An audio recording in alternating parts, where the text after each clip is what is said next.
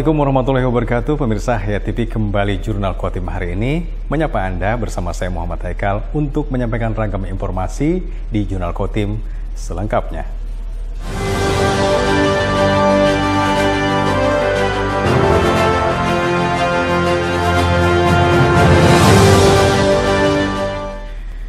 Lewat berbagai cara, Orangutan Foundation International atau OFI terus gencar mengampanyekan orangutan. Salah satunya melalui dunia pendidikan dengan melibatkan sekolah dan pelajar sebagai generasi penerus agar peduli terhadap lingkungan. Kampanye orangutan oleh OFI seperti dilakukan di SMA Negeri 1 Mentaya Hilir Selatan, Kabupaten Kota Waringin Timur pada Kamis 16 Maret. Kampanye dilakukan bertepatan dengan puncak peringatan hari ulang tahun ke-31 SMA Negeri 1 Mentaya Hilir Selatan. Dalam kesempatan itu juga dilakukan kerjasama antar OFI dengan SMA Negeri 1 Mentaya Hilir Selatan dalam bidang peningkatan mutu pendidikan yang berbasis lingkungan. Dalam mengkampanyekan orangutan, OFI sengaja melakukannya melalui dunia pendidikan dengan menggandeng sekolah-sekolah. Sebab sekolah merupakan wadah mencetak generasi penerus berkualitas yang bisa diandalkan dalam menjaga kelestarian lingkungan, terutama hutan yang menjadi habitat asli orangutan. Kampanye orangutan dengan menggandeng sekolah adalah untuk membentuk karakter siswa yang peduli lingkungan. Peran generasi muda sangat penting karena kelestarian hutan ke depan ada di tangan mereka. Kampanye Orangutan Foundation International menggandeng sekolah-sekolah adiwata juga yang bukan adiwata untuk menyadarkan dan membentuk karakter generasi muda untuk peduli lebih terhadap lingkungan dan juga keberadaan pohon di sekelilingnya. Sangat penting ya, karena generasi muda yang peduli terhadap lingkungan, merekalah yang melestarikan bagaimana alam kita ke depan. Sebagai generasi muda sangat mendukung untuk menjaga lingkungan dan menjaga kelestarian dari satwa-satwa dan tumbuhan yang ada di hutan Kalimantan. Harapan saya peran anak muda terhadap lingkungan itu dengan menjaga dan melestarikan serta tidak memburunya secara liar. Langkah dan upaya OFI dalam mengkampanyekan orangutan dengan meningkatkan kesadaran akan pentingnya lingkungan mendapat dukungan penuh dari SMA Negeri 1 Mentaya Hilir Selatan, sebab hal itu sejalan dengan program sekolah terkait penghijauan. Terkait dengan MOU, kami sangat mendukung sekali, dan karena ini memang berkaitan dengan program sekolah juga tentang penghijauan yang ada di sekolah kami.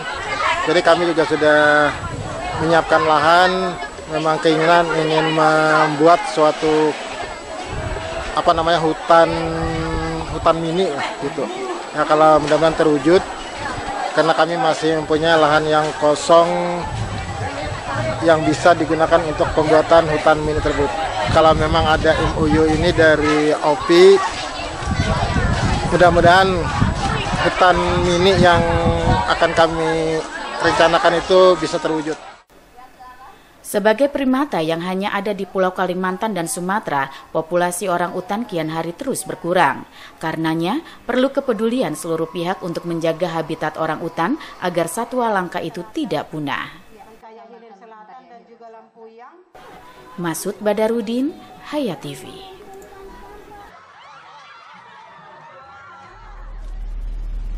Satuan Polisi Pamong Praja Kota Waringin Timur amankan seorang diduga dalam gangguan jiwa tengah berjalan tanpa pakaian di jalan protokol di Kota Sampit. Dari dialog yang dilakukan, ODGJ tersebut mengaku tidak menggunakan pakaian karena basah.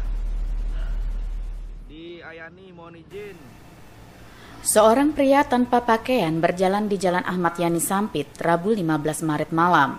Keberadaan pria yang diduga orang dalam gangguan jiwa atau ODGJ itu sontak menghebohkan warga yang melintas jalan protokol Kota Sampit tersebut. Mendapat informasi itu, Satuan Polisi Pamong Praja setempat langsung mendatangi lokasi. Pria tanpa pakaian itu akhirnya ditemukan di salah satu bangunan kosong yang terletak di Jalan Cilik Riwut Sampit. Tidak ada perlawanan saat pria itu diamankan petugas, bahkan ia cenderung menurut dan bisa diajak komunikasi dengan lancar.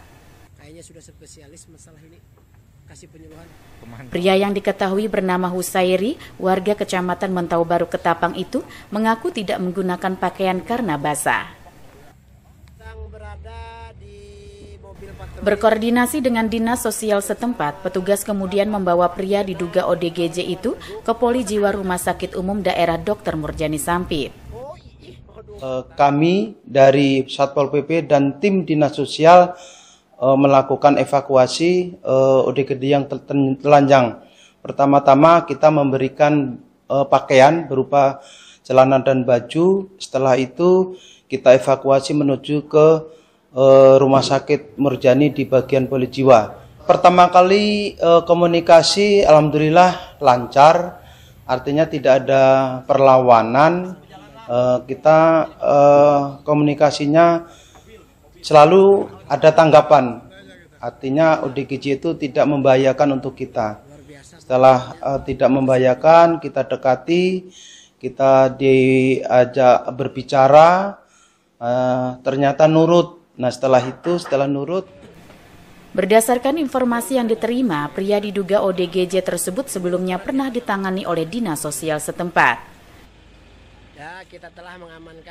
Setelah mendapatkan pemeriksaan kesehatan di rumah sakit, pada malam itu juga pria diduga ODGJ dikembalikan ke keluarganya. Masud Badarudin, Hayat TV.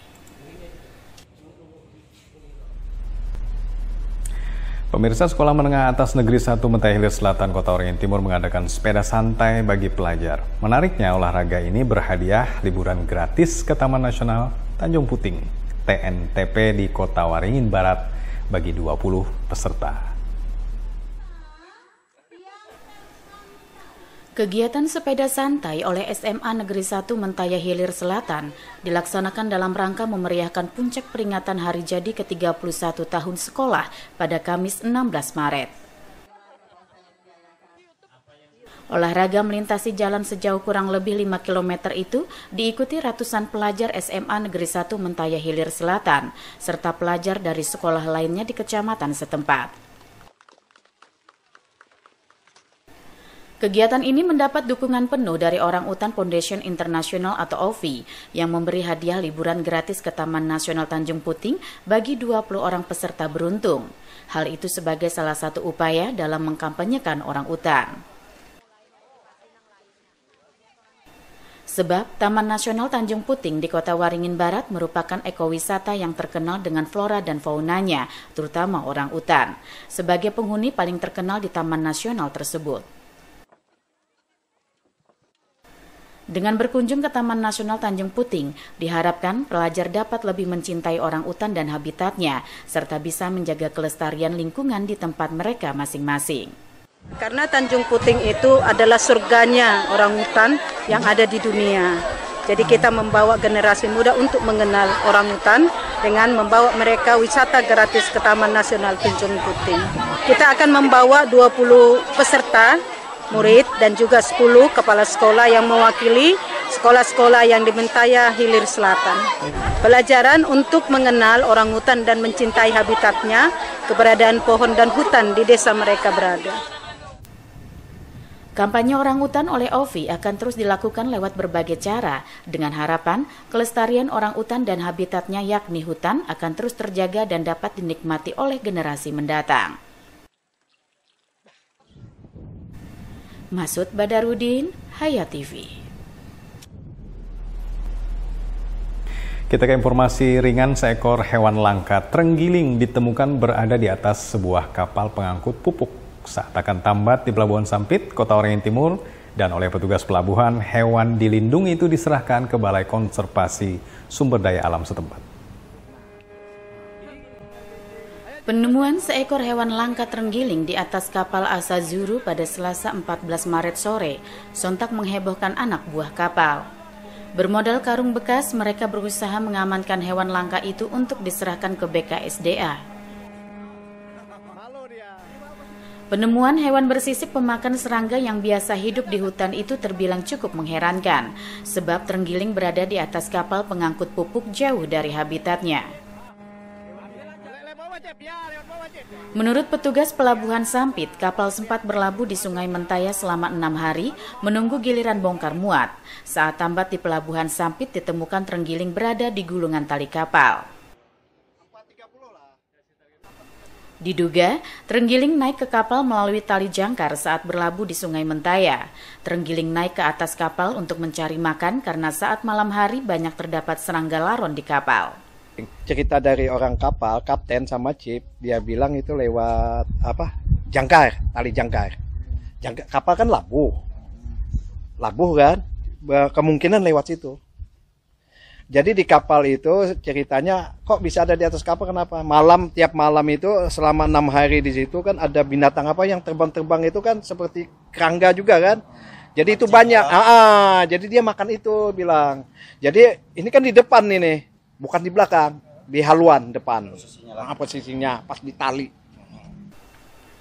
Terenggiling merupakan satwa dilindungi yang kerap diperjualbelikan secara ilegal terutama sisiknya. Hal itu membuat populasi mamalia tersebut terancam punah. Oleh pihak BKSDA, hewan liar dilindungi yang diserahkan tersebut akan langsung dilepas liarkan ke habitatnya di salah satu kecamatan di wilayah Kota Waringin Timur.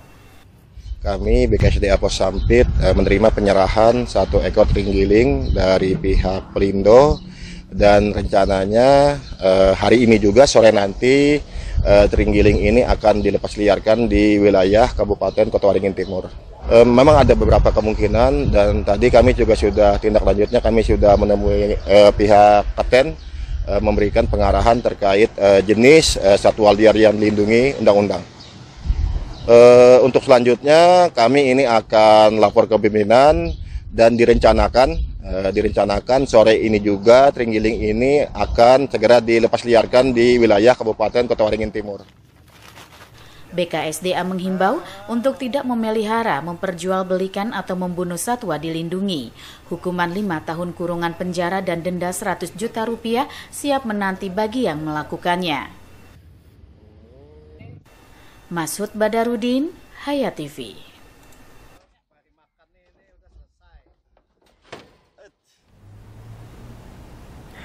Kabar gembira bagi para petani sawit di Kalimantan Tengah, Badan Pengelola Dana Perkebunan Kelapa Sawit atau BPDPKS kini memprogramkan peremajaan sawit bagi semua petani sawit dengan menggelontorkan dana sebesar 30 juta rupiah per hektar.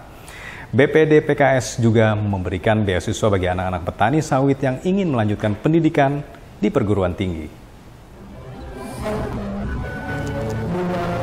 Hal tersebut diungkapkan Direktur Keuangan Umum Kepatuhan dan Manajemen Risiko Jait Burhan Ibrahim dalam sambutannya pada acara Sinergi Kemenq 1 dalam pemberdayaan UMKM Kalimantan Tengah bertempat di kantor wilayah DCPB Provinsi Kalimantan Tengah Selasa 14 Maret 2023.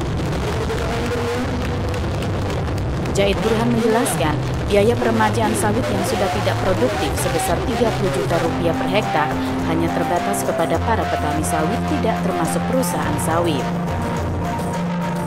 Selain itu, kata Jait Burhan, BPDPKS juga memberikan beasiswa bagi anak-anak petani sawit, anak-anak buruh sawit dan anak-anak supir yang mengangkat hasil panen sawit yang sudah kelas 3 SMA dan akan melanjutkan ke perguruan tinggi. Ini sangat akan membantu bagi petani-petani sawit. Kemudian ada program lain lagi, Bapak Gubernur, Bapak Ibu sekalian, perlu kami informasikan adalah program pemberian beasiswa. Pemberian beasiswa ini diberikan kepada anak petani sawit, anak buruh sawit, anak driver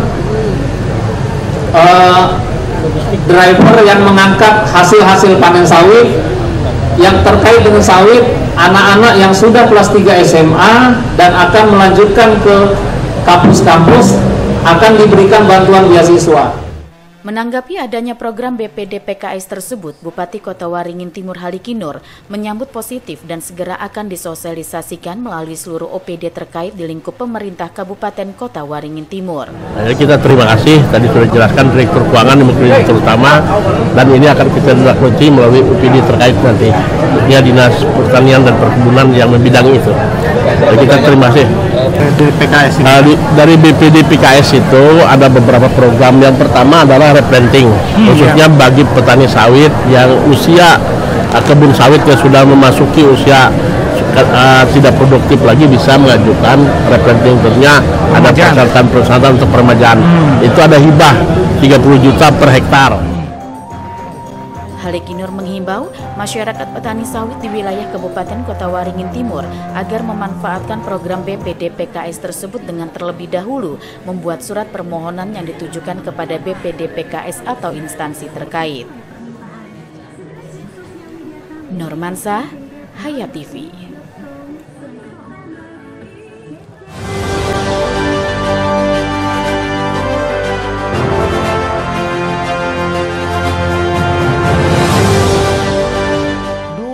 TV di rumah Inyong cuma jadi pajangan. Lah kepriben punya TV gambar nggak bisa ditonton. Beruat sampai ganti TV, ganti kabel, ganti antena, pindah tempat. Tetap baik, beruat.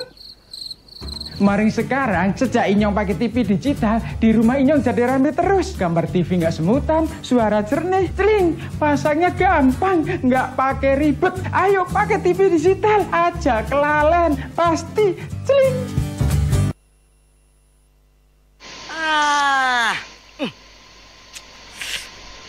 Gambarnya jangkrik.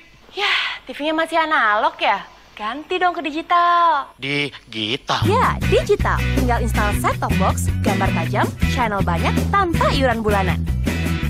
Hey, gimana? Bagus kan? Gambarnya jangkrik. Hah?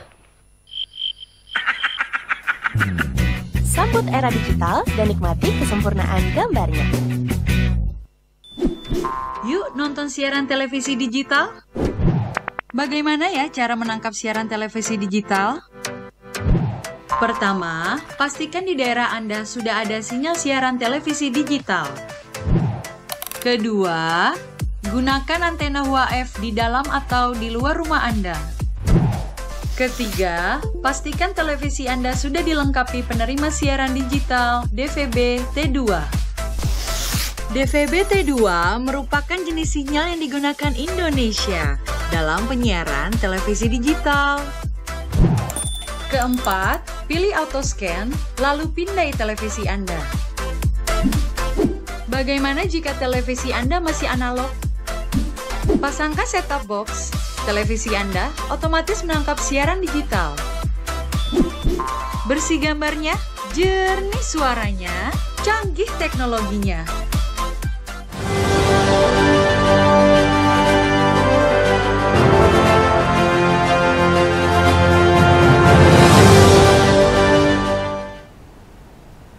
Wakil Ketua Dewan Perwakilan Rakyat Daerah Kabupaten Kota Waringin Timur, Haji Hairis Salamat, meminta pemerintah Kabupaten Kota Waringin Timur mengevaluasi hak guna usaha atau HGU seluruh lahan perusahaan perkebunan di wilayah Kabupaten Kota Waringin Timur. Menurut Hairis Salamat, permintaan itu sinergis dari keinginan Gubernur Kalimantan Tengah Sugianto Sabran terkait masa replanting tanaman kelapa sawit yang memasuki usia tanam 25 tahun. Dengan evaluasi hak guna usaha terkait masa replanting itu, diharapkan ke depannya pemerintah akan mengetahui seberapa luas perkebunan yang real sesuai dengan izin hak guna usaha yang diberikan. Hairis Salamat mengungkapkan, banyak kasus sengketa lahan terjadi karena penggarapan lahan di luar wilayah hak guna usaha yang diizinkan. Selama ini, penggarapan lahan di luar hak guna usaha disebut sebagai keterlanjuran. Tentu ini merugikan pemerintah dan masyarakat karena telah melanggar regulasi yang telah ditentukan. Dan seringkali penggarapan lahan di luar HGU mencaplok hutan atau lahan ulayat adat.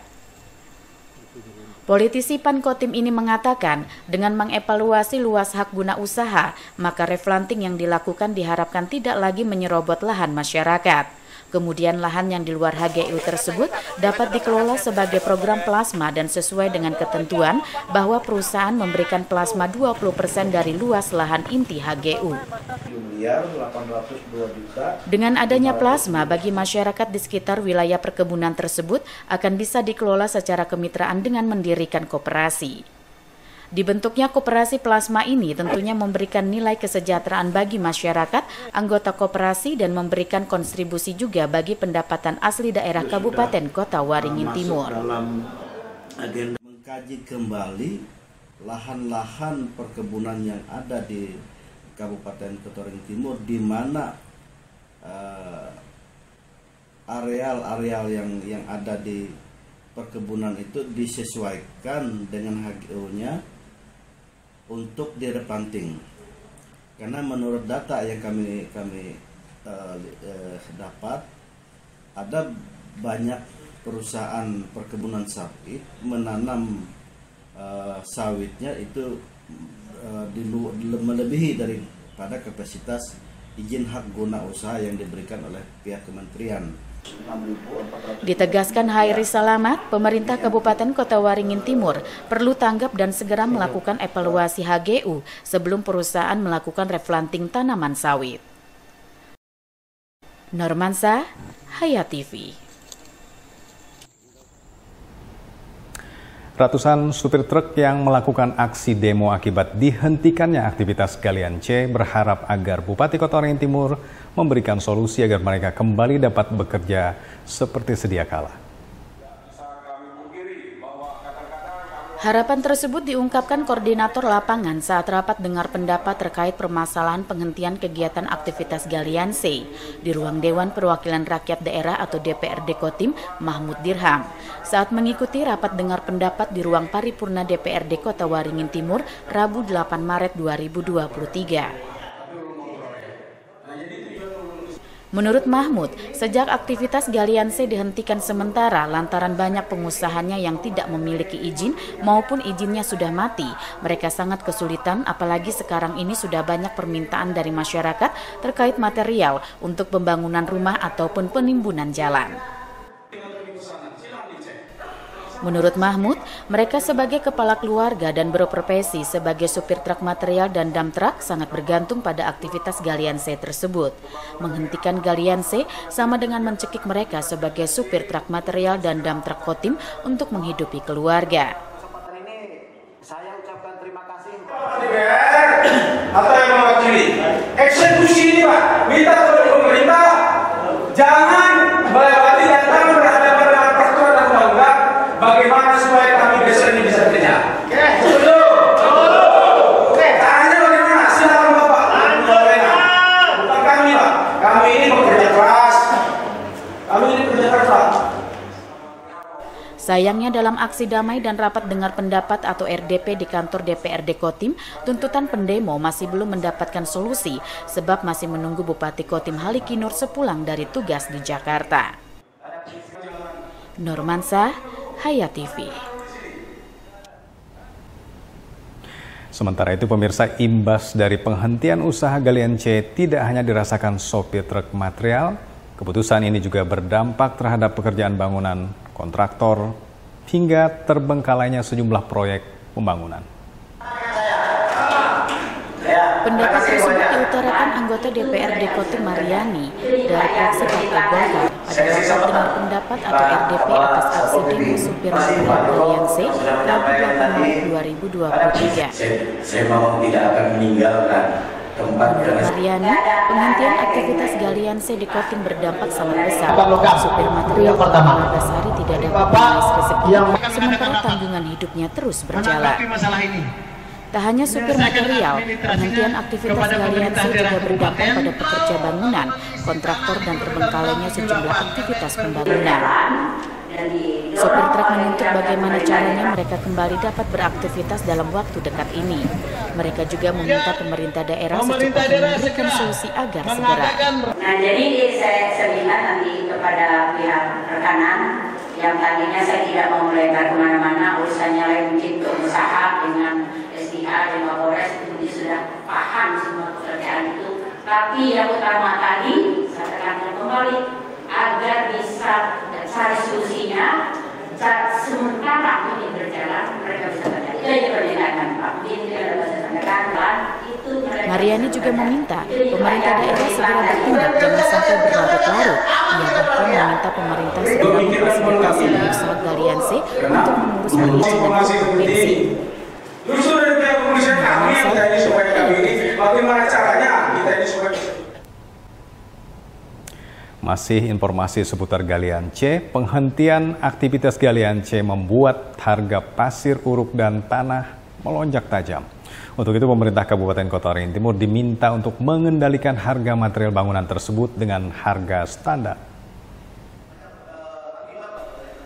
Harapan tersebut seperti disampaikan politisi dari Partai Keadilan Sejahtera Kotim, Supriyanto, saat rapat dengar pendapat atau RDP terkait aksi demo supir material galian C yang tidak dapat bekerja karena aktivitas ditutup, Rabu 8 Maret 2023. Supriyanto mendapat informasi kenaikan harga pasir uruk dan tanah uruk mencapai Rp100.000. Kenaikan harga ini, ungkapnya, akan memberikan dampak yang besar sebab segala kegiatan yang memerlukan material ini akan mengalami kenaikan harga seperti perumahan. Terkait kondisi tersebut, meminta pemerintah daerah segera menetapkan harga jual tanah uruk dan pasir uruk. Selain melindungi konsumen, pengendalian harga juga dapat menghindari konflik antar pengusaha galian C dan pengusaha angkutan. Supriyanto juga berpesan saat para supir nantinya sudah bisa bekerja agar menyepakati standar harga agar jangan sampai memberatkan konsumen. Perihal harga ini menjadi salah satu poin hasil rekomendasi RDP yang disampaikan oleh Wakil Ketua DPRD Kotim. Normansa, Hayat TV. Beralih kita ke informasi lain, Bupati Halikinur melakukan peletakan batu pertama Mushola Al-Ikhlas di Jalan Haji Idris, Kelurahan Bamang Barat, Kabupaten Kota Waringin Timur pada 2 Maret 2023 yang lalu. Pembangunan sarana ibadah ini sebagai program kolaborasi sejumlah komunitas maupun donatur lainnya. Turut hadir dalam kegiatan peletakan batu pertama pembangunan Mushola Al-Ikhlas tersebut, yakni Sekretaris Daerah Fajrul Rahman, Camat Baamang Adi Chandra, tokoh agama, tokoh masyarakat, dan sejumlah perwakilan komunitas setempat. Menurut Halikinur, dengan peletakan batu pertama ini diyakininya bukan sebagai batu terakhir. Dia juga memberikan apresiasi bahwa pembangunan mushola ini atas tanah wakaf yang diberikan salah satu warga dan dengan dana hasil donasi dari sejumlah komunitas yang ada di Kota Sampit. Halikinur mengaku bersyukur karena segenap elemen masyarakat sangat berkontribusi besar dalam pembangunan sumber daya manusia melalui pembangunan tempat ibadah. Masyarakat Kotim sangat agamis untuk membangun SDM khususnya dalam bidang mental spiritual ini luar biasa, ungkapnya. Mudah-mudahan semua menyadari bahwa setiap yang kita terima rezeki yang kita dapatkan ada hak orang lain di situ yang harus dan wajib kita keluarkan. Dan insya Allah orang yang bersedekah tidak pernah jatuh bangkrut. Orang yang berjudi yang bangkrut itu. Sementara itu, Ketua Pelaksana Pembangunan Mushola Al-Ikhlas, Iwan, mengungkapkan dibangunnya sarana ibadah di wilayah ini sangat diperlukan karena di area tersebut tidak ada masjid maupun mushola. Untuk menuju tempat ibadah cukup jauh dari pemukiman ini dengan jarak sekitar 2 km. Untuk pertimbangan kita membangun mushola di sini, pertama itu karena ada tanah wakaf. Yang kedua, memang di lokasi sini belum ada kita temukan rumah ibadah, masjid ataupun mushola. Yang ketiga, di sini sekarang ini merupakan ada ikon Kota Sampit, yaitu Nur Muntaya. Dengan harapan dengan adanya mushola ini nantinya para pengunjung yang ada di Nur Muntaya bisa bersolat Isya, Maghrib ataupun solat 5 waktu lainnya di mushola ini. Terbangunnya sarana ibadah yang membutuhkan anggaran sekitar 200 juta rupiah ini, ungkap Iwan, berkat wakaf tanah dari warga lainnya. Dana yang ada merupakan partisipasi dari sejumlah komunitas di Kota Sampit. Normansa, Hayat TV. Selesai sudah tugas kami menyampaikan ragam informasi Sampit Kabupaten Kota Waringin Timur di edisi Jurnal Kotim kali ini. Saya Muhammad Haikal dan kawan-kawan yang bertugas menyampaikan terima kasih atas perhatian Anda. Sampai jumpa lagi. Assalamualaikum warahmatullahi wabarakatuh.